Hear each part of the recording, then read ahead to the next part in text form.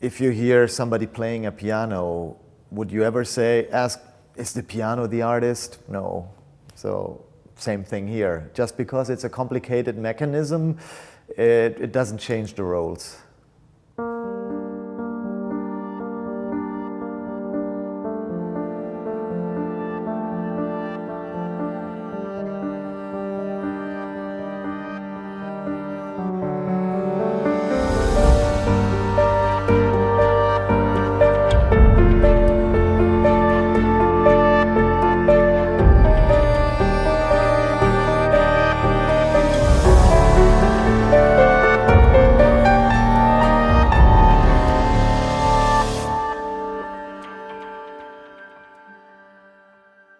Memories of Passersby is a machine that I created that will keep on generating portraits of non-existing people forever.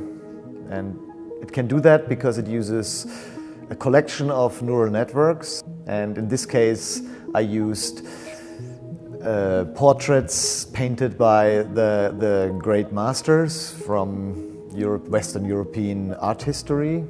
And yes, so now the machine is in this in a cycle where it continuously creates new faces that start changing, that fade away, and it observes itself and creates a feedback loop. It's not a rendered video or a curated print or curated images that I pre-selected. It is doing it at that moment, which is a risky thing because it's a system where you have only a certain amount of foresight what it might do. The piece consists of 2 screens, of which one will show more female-looking portraits and the other one more male-looking portraits. And then there is a case which was kind of custom-made for this purpose because, yeah, the computer will not mind that is inside because that is, of course, it houses a very powerful machine which creates those paintings while you look at them. So I think that's quite magical.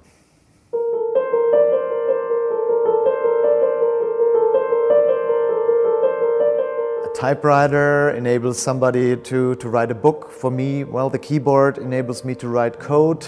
And then, well, yes, then there are neural networks involved, but maybe you could say they are my brushes that I learn to use. And but in the end, it's always this feedback between me, the artist, and the medium and the material, and is at least like a child that I can say, okay, now you go out in the world alone, and I can trust that you will keep on doing what I hoped you would do for, even if I'm not sitting next and am still able to change something. So that is kind of like a hard moment for me to say, like, okay, now I believe it's okay to take my hands off the keyboard and let it out in the world.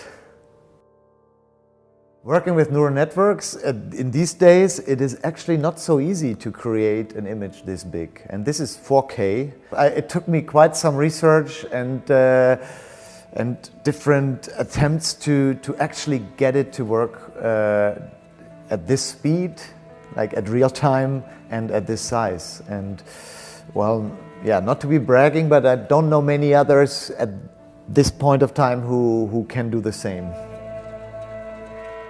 I definitely want to explore the space of portraits more, but on the other hand, I'm also not limited to that. Also want to explore other forms of media or other forms of presentation, so I'm looking forward to what I will be able to come up with next.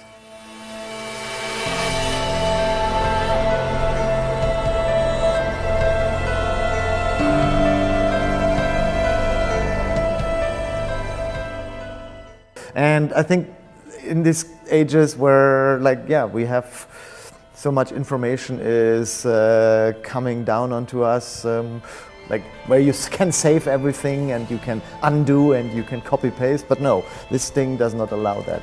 You have to be there, and yeah, I think when you sit with it, then and watch it for a while.